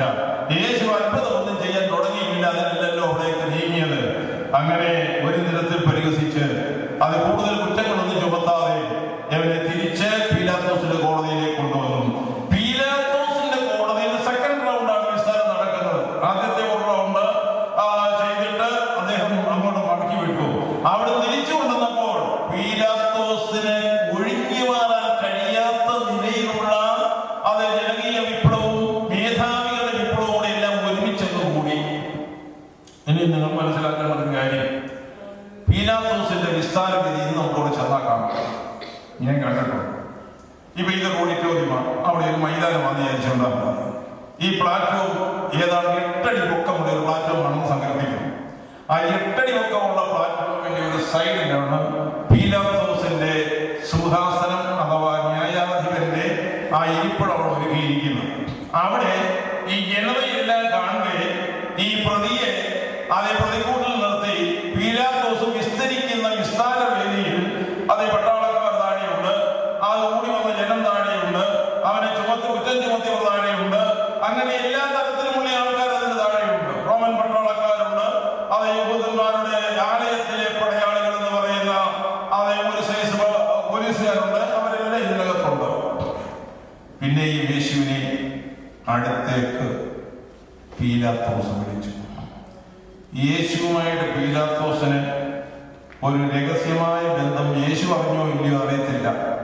പീലാത്തോസ് ഗലീലായി ഇവിടെ വന്ന് ചാർജ് എടുക്കുമ്പോൾ യേശുവിന്റെ ഉണർവ് യോഗങ്ങളെല്ലാം വളരെ ശക്തമായി ഗലീലയിൽ നടന്നുകൊണ്ടിരുന്ന കാലത്ത് ഈ പീലാത്തോസ് രഹസ്യമായി യോഗത്തെ സംബന്ധിക്കുകയും യേശുവിന്റെ അത്ഭുതങ്ങളും അടയാളങ്ങളും വിടുതലും മനസ്സിലാക്കി ഈ യേശുവിനെ കുറിച്ചുള്ള വിശ്വാസം തന്നെ മനസ്സിൽ കുറ്റക്കാരനല്ലെന്ന് സ്വയമേ ബോധിച്ചിരിക്കുന്ന അതിന്റെ അനുഭവങ്ങളുണ്ട്. അത് വെളിപ്പെടുത്താനൊക്കത്തില്ല, യഹൂദന്മാരുടെ പറ്റുകയില്ല. അത് വെച്ചുകൊണ്ട് ഇദ്ദേഹം അനേക പ്രാവശ്യം പറഞ്ഞു, അവൻ കുറ്റക്കാരനല്ല, അവൻ നീതിമാനാണ്, അവൻ ദോഷകരമായി ഒന്നും ചെയ്തിട്ടില്ല, മരണത്തിനോട് ഒന്നും ചെയ്തിട്ട് പറയാം അവർക്ക് പറഞ്ഞു നോക്കി. അങ്ങനെ എനിക്ക് യഹൂദന്മാരെ ആക്രോശിച്ചു.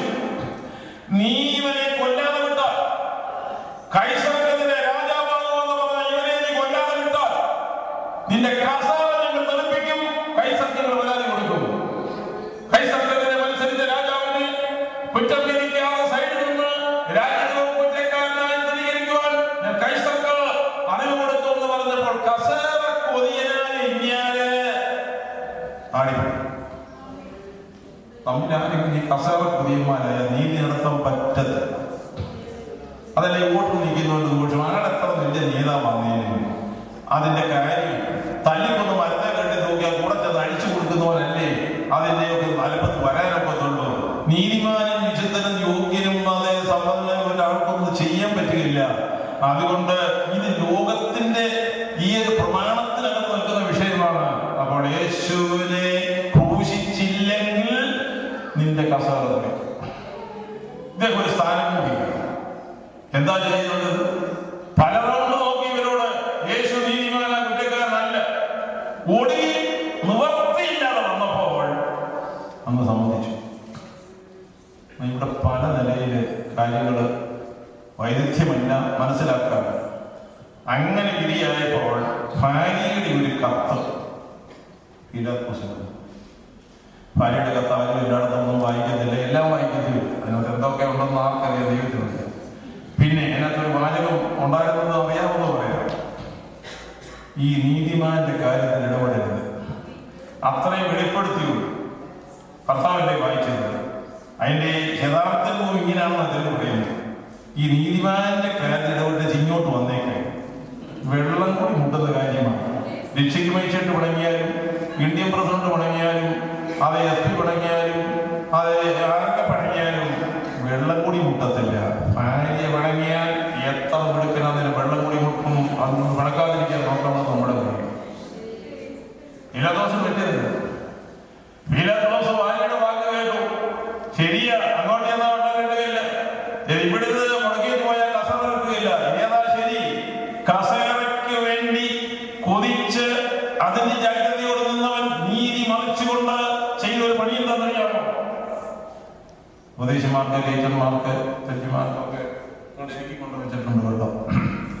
കുടിക്കാനാ കൈ എഴുതുന്ന വെള്ളമല്ലേ, ആ വെള്ളം കൊണ്ട് വെച്ച് കൊടുത്തു. ആ കുടിക്കാൻ വെച്ച വെള്ളം മുള്ളിയെടുത്ത് 8 അടി പൊക്കമുള്ള ആ ന്യായപീഠത്തിന്റെ മുമ്പിൽ നിന്ന് ജനം മുഴുവൻ കാണെ ആ വെള്ളം ഒഴിച്ച് കൈയും കഴുകി. കൈ കഴുകി. എന്തിനാ കൈ കഴുകിയത്? ഈ നീതിമാന്റെ രക്തത്തിൽ എനിക്ക് യാതൊരു പങ്കും ഓരോഹരിയും എനിക്കില്ല, ഞാൻ അവൻ നീതിമാനാണെന്നാണ് പറയുന്നത്, ഇവരുടെ സമ്മർദ്ദം കൊണ്ട് ഞാൻ ഏൽപ്പിച്ചു കൊടുത്തതാണെന്നൊക്കെ അതിന്റെ അർത്ഥം. ഏതായാലും ആകട്ടെ, അവരുടെ സമ്മർദ്ദം കൊണ്ട് യേശുവിനെ ക്രൂശിക്കുവാൻ പീലാത്തോസ് നീതിയും സത്യവും വിട്ട് അതേ സത്യത്തിന്റെ മുൻപിൽ നിന്നുകൊണ്ട് സത്യത്തിന് സാക്ഷ്യം വഹിക്കുവാൻ ഞാൻ വന്നു എന്നും അതേ സത്യമായി ജീവിക്കണമെന്ന് വിചാരിക്കുന്നതൊക്കെ എന്റെ വാക്ക് കേൾക്കുന്നു യേശു പറഞ്ഞതല്ലേ ഞാൻ കേട്ടുകൊണ്ടിരിക്കുകയാണ്. അങ്ങനെ ലോകത്തിലേക്ക് സത്യത്തിന്റെ സാക്ഷിയായ ക്രിസ്തുവിനെ അവൻ കുറ്റക്കാരൻ എന്ന പോലെ ഏൽപ്പിച്ചു കൊടുത്തു. ഇത് അവന്റെ കയ്യിലെ കുഴപ്പം. അവനെ പട്ടാളക്കാർ കൈയേറ്റു. ഇവിടെ ഓർക്കേണ്ട ഒരുപാട് കാര്യങ്ങളുണ്ട്. യേശുവിനെ അധർമ്മികളുടെ കയ്യിലാക്കും. യേശു പറഞ്ഞു, അങ്ങനെ എന്നെ ഏൽപ്പിക്കും. അവർ പട്ടാളം യേശുവിനെ കൈയേറ്റു. ആ ഗ്രൗണ്ട് ഇതുപോലെ വലിയ ഗ്രൗണ്ടാണെന്ന് ഞാൻ പറഞ്ഞിട്ട് അവിടെ ശക്തമായ കോട്ടകൊത്തളങ്ങൾ 4 വശങ്ങളുണ്ട്. നിലവത്തായ കോട്ടകൾ. ആർക്കും അതിക്രമിച്ച് കയറാനൊന്നും ഒക്കത്തില്ല. മാത്രമായ കാവലൊക്കെയുള്ള അവിടെ അന്നത്തെ ഒരു സുപ്രീം കോർട്ട് എന്ന് വേണ്ടി പറയാം. അതുപോലെ പരിചരണ പരിപാലനങ്ങളൊക്കെയുള്ള ഒരു സ്ഥലമാണ്. യേശുവിനെ പട്ടാളക്കാർ കൈയേറ്റു. അവിടെ മരം തൂണുകൾ നിർത്തിയിട്ടുണ്ട്. കുറ്റവാളികളെ പിടിച്ചാൽ ചിലരെ അതിൽ കെട്ടി മുറുക്കി നിർത്തിക്കൊണ്ട് അടിച്ച് കോലുകൊണ്ട് അടുപ്പിച്ചു വിടുന്ന സമ്പ്രദായമുണ്ട്. അവിടെ കുറ്റക്കാരെ അടുപ്പിക്കുന്ന സമ്പ്രദായമുണ്ട്.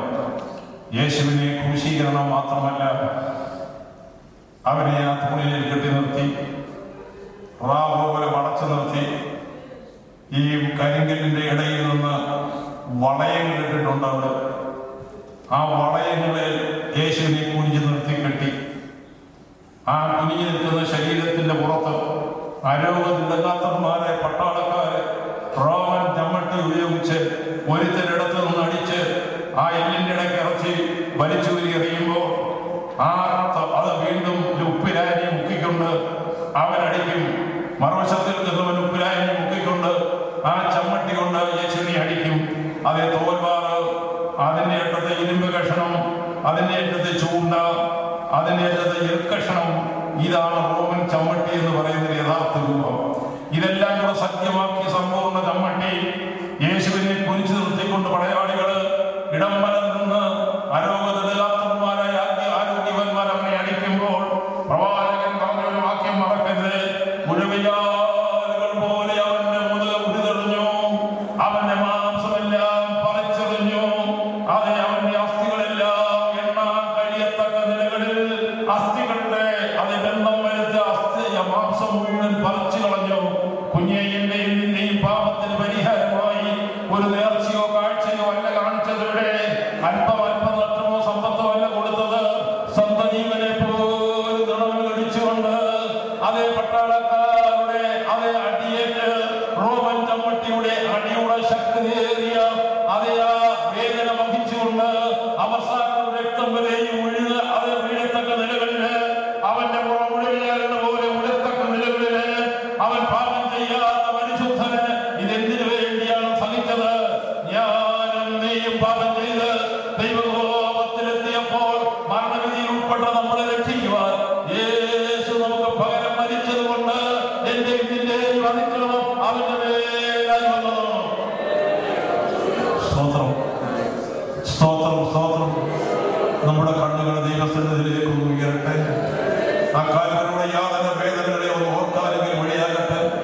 അതിന്റെ സമേശയുടെ മുമ്പിൽ വരുമ്പോൾ നമ്മളോട് പറയുമല്ലോ, കഠാനുഭവങ്ങളുടെ ഓർമ്മയാണ്. ആ കഠാനുഭവങ്ങളെ ഒന്ന് ഓർക്കട്ടെ. യേശു സഹിച്ച ഘട്ടങ്ങൾ എന്തൊക്കെയാണ്? അവന്റെ മുഖത്തേക്കുള്ളത് രോമെല്ലാം കുരുടാവുകൊണ്ട് പറിച്ചെടുത്തു. ആ മുഖം നീതി കൊണ്ട് വീർത്തു. കണ്ടാൽ ആളല്ല എന്ന് തോന്നുമാറ് അവൻ അത്രമാത്രം വികൃതമായ നിലവിലായി ജീവിച്ചെരികെ തന്നെയെല്ലാം നീതി വെച്ച് ആ മുഖത്തോ ആ കണ്ണുകളോ കാണാൻ വയ്യാത്ത വിധത്തിലാക്കി. അത്രമാത്രം അതിക്രമങ്ങൾ അവനോട് അവർ ചെയ്തു. അവന്റെ മുഖത്ത് അവർ തല്ലി. അവന്റെ മുഖം കണ്ണു കെട്ടിക്കൊണ്ടവനെ അടിച്ചു. ആരാ നിന്നെ അടിച്ചതെന്ന് പറ എന്ന് അവനെ പരിഹസിച്ചു. അതിനെ നിന്ദിച്ചു. കുഞ്ഞെ, ഞാനും നിങ്ങളും പാപം ചെയ്ത് ദൈവത്തെ രക്ഷപ്പെടുത്തിയവരാണ്. നീതിമാൻ ആരുമില്ല, ഒരുത്തൽ പോലും ഇല്ലെന്ന് പറയുന്നത് തിരുവെഴുത്താണ്. അതിന്റെ നടുവിൽ എന്റെയും നിന്റെയും ദൈവത്തിന്റെ മക്കളാക്കി തീർക്കുവാൻ, ഉന്നതങ്ങളിൽ എത്തിക്കുവാൻ യേശു സഹിച്ച കഷ്ടപ്പാട് മറക്കരുത്. ഞാനും നിങ്ങൾ ഏതു സ്ഥാനത്തായോ അത് അമേതല്ലവൻ നമ്മെ ആക്കിയതാണ്. ആ കുറിച്ചുള്ളതായ ആ ചിന്താഗതിയിൽ നന്യപ്പെടരുത്. യേശു മരിച്ചത് നമ്മുടെ പാപങ്ങളുടെ നിമിത്തമാണ്. വ്യക്തമായി പറയുന്നു, നമ്മുടെ പാപങ്ങൾ നിമിത്തമാണ് യേശു മരിച്ചത്. നമ്മുടെ രക്ഷയ്ക്കായിട്ടാണ് യേശു മരിച്ചത്. ദൈവമായി അത് എങ്ങനെ ചിന്തിച്ചാലും അത് അർത്ഥവത്തായി ചിന്തിക്കാവുന്ന കാര്യമാണ്. ഞാൻ വേഗം പോകട്ടെ. അവിടെ നിന്ന് ഈ ഉപദ്രവങ്ങളെല്ലാം കഴിഞ്ഞ് അവിടെ കൊണ്ടുവന്ന ക്രൂശ്, അതിന് പല വ്യാഖ്യാനമുണ്ട്. ആ ക്രൂശ് യേശുവിനെ കൊണ്ട് എടുപ്പിച്ചു. അന്ന് ഒരു കൂട്ടം ചരിത്രം പറയുന്നത്, അന്ന് യേശുവിന് വേണ്ടി യേശുവിനെ കൊടുക്കാമെന്ന് പറഞ്ഞു വേറെ ഒരു പരമദുഷ്ടൻ, കൊള്ളക്കാരനും കൊലപാതകനുമായ ഒരുത്തന് ജയിലിക്കിടപ്പുണ്ട്. ബറബ്ബാസ്. ആ ബറബ്ബാസിന് വേണ്ടി ഒരുക്കിയ ക്രൂശ് അവനെ മരണത്തിനാഗ്രഹിച്ചു. തൽക്ഷണം ഈ ക്രൂശ് അവന് വന്ന് ചേർന്നെന്നായിരിക്കും പറയുന്നത്. എങ്ങനെയുമായിട്ട് ക്രൂശായിരുന്നു എന്നുള്ളത് അർത്ഥമില്ലല്ലോ. ആ ക്രൂശ് ആ ക്ഷണത്തിൽ അവിടെ കൊണ്ടുവരികയും ആ കുരിശ് യേശുവിനെ കൊണ്ട് ചുമപ്പിക്കുകയും. നിങ്ങളൊന്ന് നോക്കി, ഉപദ്രവം എപ്പോൾ തുടങ്ങിയത്? അന്ന് രാത്രി സമയത്ത് ആദ്യം ഉപദ്രവം തുടങ്ങി, അടി തുടങ്ങി, ഇടി തുടങ്ങി. വിവിധങ്ങളായ നിലയിലെ മാനസിക സമ്മർദ്ദവും അതുപോലെ ശാരീരികമായ കഷ്ടതയും കൊണ്ട് യേശു ഇങ്ങനെ പിടങ്ങലിച്ച് വിഷമിച്ച് നിൽക്കുമ്പോൾ ഈ ക്രൂരന്മാരുടെ അടിയേറ്റ് അവന്റെ അസ്ഥികളെല്ലാം എണ്ണത്തക്കവണ്ണം അതെല്ലാം ബലഹീനമായ സ്ഥിതിക്ക് അവിടെ നിന്ന് യേശുവിനെ ഈ കുരിശിൽ ചുമപ്പിച്ചുകൊണ്ട് ഗോൽഗോഥായിലോട്ട് പോവുകയാണ്. പലയിടത്തും വീണു. പക്ഷേ പട്ടാളക്കാർക്ക് ഈ യേശുവും ഈ കുരിശും കൂടെ എത്തുകയില്ലെന്ന് ബോധ്യം വന്നപ്പോൾ വയലിൽ നിന്ന് കൃഷി ഇടവേല ചെയ്തേച്ച് വന്ന ഒരു ശിമയോൻ, കുറേക്കാരൻ അല്ലെങ്കിൽ ആഫ്രിക്കൻ വംശക്കാരൻ ഒരുത്തൻ അറിയപ്പെട്ടു, വഴിയിൽപ്പെട്ടു. എടുക്കടാ ക്രൂശം. മനസ്സോടെ അവൻ ക്രൂശെടുത്തു. അവനും അവന്റെ സന്തതിയും ഇതിന് അനുഗ്രഹം അനുഭവിച്ചിട്ടുണ്ട്. ആ ക്രൂശം കൊണ്ട് ഗോൽഗോഥായിലേക്ക് കയറി. യേശു ഗോൽഗോഥാവിൽ ചെന്നു. ഞാൻ ആ സ്ഥലങ്ങളെല്ലാം സന്ദർശിച്ചിട്ടുണ്ട്. കോടതി തന്നെ എല്ലാ വഴിയും അവിടെ ഗോൽഗോഥാവിലേക്ക് തലയോടിയിടുന്ന സ്ഥലത്ത് നമുക്ക് എഴുതിയിട്ടുണ്ട്. ഈ തലയോടിയിടുമെന്ന് വരുവാൻ കാരണം രണ്ടാണ്. ഒന്ന്, ഈ റോമാഭൂമിന്റെ കാലത്തെല്ലാം ക്രൂശിച്ചവരെ ഈ വിധത്തിലാണ് അവിടെ ക്രൂശിച്ചത്. ആ തന്നെ ഇടത്തും വലത്തും വന്ന് രണ്ടുപേരെ ക്രൂശിച്ചിട്ടുണ്ടല്ലോ. അനേകരെ ക്രൂശിച്ചവരുടെ ശരീരം ഒന്ന് ക്രൂശിൽ നിറക്കാൻ പലരും വരാറില്ല. അങ്ങനെ ഈ കുരിശിൽ കിടന്ന കഴുമാനിൽ നിന്നും അങ്ങനെ ഇങ്ങനെയൊക്കെ അതേ ശരീരം ഭാഗങ്ങളെല്ലാം മണ്ണിൽ വീഴുമ്പോൾ അനേകം ആൾക്കാരുടെ തലയോട്ടികൾ വീട് കിടക്കുന്ന ഒരു ഭൂമിയോടും. അപ്പോൾ തലയോടിയിടമെന്ന് പറഞ്ഞാൽ തലയോടിയിടം ധാരാളമുള്ള ഒരു സ്ഥലം. എന്നാൽ ആ സ്ഥലത്തിന് പ്രത്യേകത, ഈ കണ്ണുപോയ ഒരു സ്കള്ള് അതിന്റെ രൂപം പോലെ, തലയോട്ടി പോലെ ദൂരെ നിന്നാൽ ഈ സ്ഥലം അങ്ങനെ തോന്നും. അതുകൊണ്ട് അങ്ങനെ ഒരു പേര് വന്നിട്ടുണ്ട്. എങ്ങനെയും ആകട്ടെ, ആ പാറമേൽ യേശുവിനെ ക്രൂശി വെച്ച് അതേ കിടത്തി. നിങ്ങൾ വളരെ സങ്കടയാതനകളോടും ദുഃഖത്തോടും കൂടി ആ ക്രൂശിനെ മനസ്സിലാക്കാൻ ഇടയായി തീരട്ടെ. ആ പരിശുദ്ധനെ, അനേക രോഗികളെ സൗഖ്യമാക്കിയ കർത്താവിന്റെ പരിശുദ്ധ കരങ്ങൾ ആ കുരിശിന്മേൽ വിരിച്ചു വെച്ച് കാര്യം മാണികളാൽ അടിച്ചിറക്കിയ തടിയോട് യോജിപ്പിച്ചു.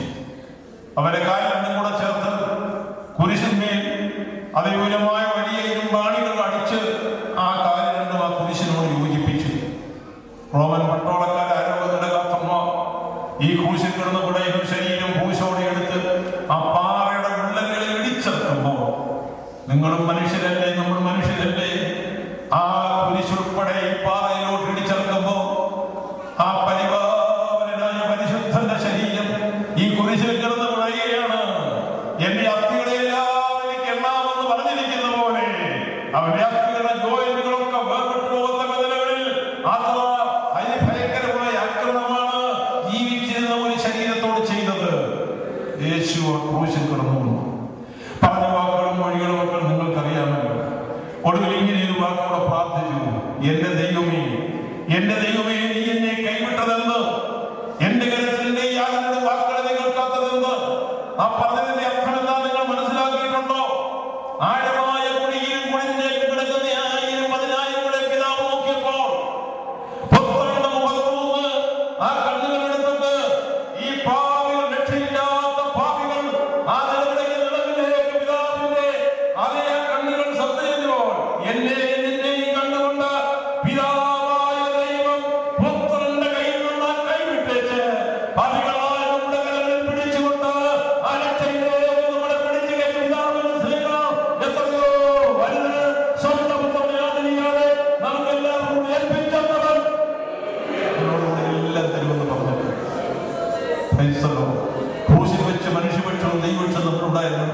ശത്രുത്വം അവിടെ ഇല്ലാതാക്കി നമ്മെ ദൈവമക്കളാക്കി തീർക്കേണ്ടതിനും നാം ആ ഉന്നതങ്ങളിലേക്ക് ആ രക്ഷയുടെ അവകാശികളാകേണ്ടതിനും യേശു കാൽവരിയിൽ അനുഭവിച്ച വേദനയും ആ കഷ്ടതയും ആ നോവും എന്നെ നിങ്ങളെ ഓർത്താണെന്ന് ഓർക്കുമ്പോൾ അവൻ പിതാവിനോട് പ്രാർത്ഥിച്ച വാക്കാണ്, എന്റെ ദൈവമേ, നീ എന്നെ കൈവിട്ടതെന്ത്? എന്നെ നിങ്ങളെയും കൈയേൽക്കുവാൻ പിതാവായ ദൈവം തന്റെ സ്വന്തം പുത്രനെയും കൈവിട്ടു. ഇത്ര വലിയ രക്ഷയാകണേ വിചാരിച്ചാൽ നമ്മളെങ്ങനെ തെറ്റിയൊഴിവെന്ന് ചോദിക്കുന്നത് ശരിയാണോ?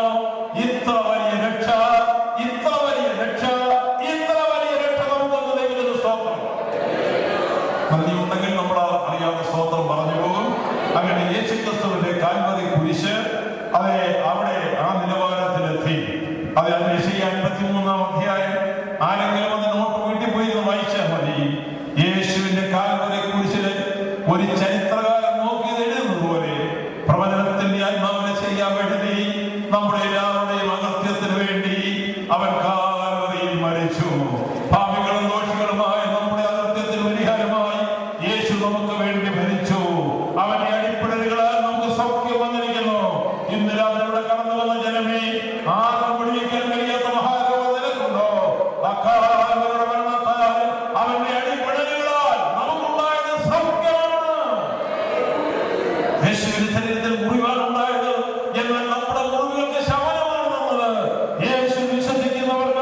അതിക്രമങ്ങളുടെ മോചനം വീണ്ടെടുപ്പുണ്ട്. ഇന്ന് രാത്രികാലം ആ വീണ്ടെടുപ്പിന്റെ ആനന്ദമുള്ളവർ ദൈവത്തിന്റെ സ്തോത്രം ചെയ്യട്ടെ. യേശുവിന്റെ കാൽവരി കുരിശാണ് എന്നെ രക്ഷിച്ചത്. ഞാൻ ഒരുമിക്കപ്പെട്ടു, ഞാൻ ദൈവത്തിലേക്ക് ചേർന്നു. ഒത്തിരി മാറ്റിയ കാര്യങ്ങൾ നമുക്ക് പറയാനുണ്ട്. അത് കഴിഞ്ഞു യഹൂദന്മാരുടെ മാർഗാചാര പ്രകാരം യേശുക്രിസ്തുവിനെ ക്രൂശിൽ നിന്ന് ഇറക്കുവാൻ അരിമത്യക്കാരൻ യോസേഫ് പ്രത്യക്ഷപ്പെട്ടു. മന്ത്രിയാണ്. ഈ ഗോൽഗോഥ കുന്നിന് സമീപത്താണ് അരിമത്യക്കാരൻ യോസേഫിന്റെ തോട്ടം. ആ തോട്ടത്തിലെ കിണറും ചക്കുമൊക്കെ ഇപ്പോഴും ഇവിടെ കിടപ്പുണ്ട്. അപ്പോൾ അവിടെ ഈ സ്ഥലത്തോട് ചേർന്നുള്ള അരിമത്യക്കാരൻ യോസേഫിന്റെ ആ തോട്ടത്തിൽ അതിനോട് ചേർന്ന് വെട്ടി ഒരു കല്ലറയുണ്ട്. ഇതിന്റെ പ്ലാറ്റ്ഫോമിന്റെ 4 അവിടെ ഈ കല്ലറ നമുക്ക് ഇന്ന് ചെന്നാൽ കാണാം. ആ കല്ലറയിൽ യേശുവിനെ വെച്ച് 36 തുണിയും സുഗന്ധവർഗ്ഗങ്ങളും യഹൂദ മാർഗത്തിന്റെ ശിഷ്ടമനുസരിച്ച് ആ കല്ലറയിൽ അടക്കം ചെയ്തു. പാറയിൽ കൊത്തിയെടുത്ത കല്ലറയാണ്. അതിന് വളരെ ചിലകേറും രാജകീയ മഹിമിക്കൊന്നും മഹാനായ മന്ത്രിയുടെ അടക്കത്തിനുണ്ടാക്കിയിട്ട കല്ലറയാണ്. കല്ലറയില്ല ഞാനും ബന്ധുക്കൂസി വരാതിരിക്കേണ്ട, കല്ലറയൊക്കെ തന്നെ ഉണ്ടായിരിക്കും. ചിലർക്ക് വേണ്ടി ഒരു കല്ലറയുണ്ടാകും. നമ്മുടെ ആരെയും ഭൂമിക്ക് വേണ്ടി വെച്ചിട്ടില്ല, അവിടെ തന്നെ അടക്കിയിട്ടുണ്ട്. പേടിക്കണ്ട. യേശുവിന് കല്ലറയില്ല, സഭയില്ല, ലോകസഭയില്ല, ഒന്നുമില്ല. തലചായ്ക്കാൻ ഇടമില്ല, ഒന്നുമില്ല. പക്ഷേ ലോകം കണ്ടതിലേക്കും മഹത്തായ കല്ലറയ്ക്കകത്തായ യേശുവിനെ അടക്കി 3 ദിവസം കടമെടുത്ത് വെളിപ്പാക്കാരൻ തിരിച്ചു കൊടുത്തു. ഒരു കല്ലറയ്ക്ക് കേൾവില്ല. യേശുവിനെ കല്ലറയിൽ അടക്കി യഹൂദ ശിഷ്ടപ്രകാരം. എന്നാൽ അവിടെ കല്ലറ അതൊക്കെ കല്ല് വെച്ചു. ഞാനവിടെ ചെന്ന് ഇത് കാണുന്നത് വരെ ഞാൻ വിശ്വസിച്ചത് അല്ല, നമ്മൾ വലുതിലേക്ക് കുഴിച്ചിട്ട് ഉരുളപ്പാറ പിടിച്ചു കഴിഞ്ഞ് പുറത്തു. അതാണ് അല്ല, കാളവണ്ടിയുടെ ചക്രം പോലെ അത് വൃത്താകാരമായ ചക്രം. അത് ആ സ്ഥലത്തുനിന്ന് ഈ കല്ലറയുടെ മുമ്പിൽ പാത്തിയായിട്ടേക്കുന്നത്. പാറയ്ക്കകത്ത് തന്നെ പാത്തി കുത്തിയത്. ആ പാത്തിക്കകത്താണ് കല്ല് വെച്ചിരിക്കുന്നത്. ആ പാത്തി ഉരുട്ടിക്കൊണ്ടുവന്ന് ഈ കല്ലറ വാതിക്കൽ വെക്കുകയാണ്. ഇപ്പോഴും ആ കല്ല് അവിടെ കിടപ്പുണ്ട്. 7 ടൺ കിടക്കും. പാറ കൊത്തിയെടുത്തതല്ല. അപ്പൊ അത് ഉരുട്ടിക്കൂടെ സ്ത്രീകളെല്ലാം കൂടെ ചോദിച്ചത് സഹോദരിമാർ ഉരുപ്പിനെ വന്നപ്പോ ആരും നമുക്ക് വേണ്ടി കല്ല് ഉരുട്ടു. 5 10 പേര് ഉരുട്ടിയാൽ ഉരുളുന്നത് അല്ലല്ലോ. പാറ 7 ടണ്ണാണ്. ഇവിടെ ഇരിക്കുന്ന സ്ത്രീകൾ എല്ലാം കൂടെ പോയാൽ ഉരുളുന്നത് എങ്ങനെ? അപ്പോഴാ ചോദിച്ചത് ആരും ഉരുട്ടും. ഒന്നും വിഷമിക്കണ്ട. ഒരു കൈ തൊടാതെ ഭാരമുള്ളതൊക്കെ മാറ്റി തരുവാൻ കഴിവുള്ള ദൈവം തക്ക സമയമായപ്പോൾ അത്യന്ത ശക്തിയാൽ ഈ പട്ടാളക്കാരൻ മുതലേ തെറിച്ചുപോയി. ഈ ചക്രം പോലെ ആയിരുന്ന കല്ല് തെറിച്ച് ദൂരെ പോയി വീണു. ആകാശത്തിന്റെ ഭൂമിയുടെ ഉടയവനായ ദൈവം തന്റെ പുത്രന്റെ പുനരുത്ഥാനത്തിൽ അവൻ പുത്രനിൽ വ്യാപരിച്ചു. ആ ശക്തിയാൽ യേശു എഴുന്നേറ്റു. അങ്ങനെ അവൻ ഉയർത്തലിന്റെ പിതാവിന്റെ വലതുഭാഗത്തെത്തി. അവൻ ഇന്ന് ജീവിക്കുന്നതിനാൽ നമ്മൾ ജീവിക്കുന്നു. ആ യേശു ക്രിസ്തുവിന്റെ സന്ദേശം പ്രാപിച്ച ജീവൻ പ്രാപ്ത ദൈവമക്കളെ, ഉയർത്തലിന്റെ ക്രിസ്തുവിനെയാണ് നമ്മൾ ആരാധിക്കുന്നത്. ദുർഗന്ധം വമിക്കുന്ന അതേ ഒന്നിനെയല്ല നമ്മൾ ആരാധിക്കുന്നത്. ശവകുടീരത്തെയല്ല നമ്മൾ ആരാധിക്കുന്നത്. ഉയർത്തലിന്റെ ക്രിസ്തു എന്നുള്ളതിന്റെ മഹിമ ദൈവമക്കൾക്കുണ്ട്. ജീവനുള്ള ആരാധന, ജീവനുള്ള ദൈവത്വം വരുത്തുവാണ്. നാം ഇന്ന് അതിശക്തമായ ഭാഷയിൽ ആ പുനരുത്ഥാനത്തിന് സാക്ഷ്യം വഹിക്കുന്നവരും അതേ പ്രത്യാശയോടെ ജീവിക്കുന്നവരും കർത്താവിന്റെ വരവിൽ അല്പം കൂടെ താമസം ഉണ്ടായാൽ അതേ അനേകരുടെ രക്ഷിക്കപ്പെട്ട് രക്ഷയിലേക്ക് വരുവാനും അല്ല അവന്റെ വിശുദ്ധന്മാരെ ഉയർപ്പിക്കുവാൻ അവൻ ചെയ്ത വാഗ്ദത്തങ്ങൾക്ക് മാറ്റം വരികയില്ലെന്ന് ഒന്നുകൂടെ വിശ്വസിച്ചുറച്ച് അവന്റെ പ്രത്യക്ഷത കാത്തിരിപ്പാൻ ഇവിടെ വന്നിരിക്കുന്ന എല്ലാവർക്കും കർത്താവ് സംഗതിയാക്കട്ടെ. സമയം പോയി എന്നതുകൊണ്ട് ഞാൻ ഇവിടെ ചുരുക്കുകയാണ്. സമയം പാലിക്കേണ്ടതും ആവേശം 9 മണിക്ക് യോഗം അവസാനിപ്പിക്കുമെന്ന് എല്ലാവരോടും വാക്ക് പറഞ്ഞിട്ടുള്ളതായതുകൊണ്ട് അതേ ഇതിനപ്പുറത്ത് 24 സങ്കീർത്തനവും ഉയർത്തെഴുന്നേൽപ്പും കാര്യപരിപാടികൾക്ക് ചെറുതോടെ വരുത്തേണ്ടതുണ്ടെങ്കിലും യേശു ഉയർത്തെഴുന്നേറ്റു. യേശു ഉന്നതങ്ങളിലെത്തി. യേശു പിതാവിന്റെ വലത്തുഭാഗത്തുണ്ട്. അവൻ നമുക്ക് വേണ്ടി സദാ പക്ഷപാതം ചെയ്യുന്നവരാകയാൽ അക്കാലവരെ കുരിശ് മുഖാന്തരം രക്ഷ പ്രാപിച്ച എല്ലാ ദൈവമക്കളും അത് വിശ്വസിക്കുന്നവരെ സ്തോത്രം ചെയ്താൽ കണ്ണുകളെ അടക്കം പ്രാപിക്കും. രാത്രി യോഗത്തിന് വന്നത് നന്നായി. പതിവിൽ നിന്ന് വ്യത്യസ്തമായി എനിക്ക് ഇന്ന് രാത്രി ക്രൂശിനെ കുറിച്ച് വിവരിക്കാനാണ് എനിക്ക് അവസരം കിട്ടിയത്. കിട്ടിയ അവസരം എന്റെ അവസരം ഞാൻ അതിനെ ഉപയോഗിച്ചു. നിങ്ങളുടെ കണ്ണുകളെല്ലാം ഒന്ന് അടച്ചിട്ട് ഇതുവരെയും ആ രക്ഷകനെ രക്ഷിതമായി അംഗീകരിക്കാത്തവർ, ആ കാൽവരിക്കുരിശിന്റെ സ്നേഹം അനുഭവിക്കാത്തവർ, ആ രക്ഷയുടെ നിജത്വം കണ്ടെത്താൻ കഴിയാത്തവര്, ആ രക്ഷിതാവിനെ തങ്ങളുടെ വ്യക്തിപരമായി അംഗീകരിച്ചിട്ടില്ലാത്തവര് ഇപ്പോൾ രക്ഷാദിവസം, ഇപ്പോൾ സുപ്രസാദകാലം കണ്ണുകൾ അടച്ചുകൊണ്ട് ആ ക്രിസ്തുവിനെ തങ്ങളുടെ കർത്താവ് രക്ഷകനെ അംഗീകരിപ്പാൻ ഹൃദയം കൊണ്ട് ആഗ്രഹിക്കുന്നവരുണ്ട്. ആ കരങ്ങളും ഉയർത്തിയാൽ നിങ്ങൾക്ക് വേണ്ടി ഞങ്ങൾ പ്രാർത്ഥിക്കാൻ കുഞ്ഞേ. യൗവനക്കാര സഹോദരി, നിന്റെ രക്ഷയ്ക്ക് വേണ്ടി കാൽവരിയിൽ മരിച്ച ക്രിസ്തുവിനെ നീ മറക്കരുത്. ആ കരമുയർത്തിയാൽ രക്ഷിക്കപ്പെടുന്ന ഒരാത്മാവെങ്കിലും ഇതിനകത്തുണ്ടെങ്കിൽ അവരോട് തന്നെ പറയുന്നു, ആ കരമുയർത്തിയ യേശുവിനെ കർത്താവിന്റെ ഹിതമായി അംഗീകരിച്ചു പോകുവാൻ ഏവർക്കും ദൈവം സംഗതിയാകട്ടെ എന്ന അതേ പ്രബോധനത്തോടും സന്ദേശത്തോടും കൂടെ ഞാൻ ഇപ്പോൾ വാക്കുകൾ അവസാനിപ്പിക്കുന്നു. ദൈവം നിങ്ങളെ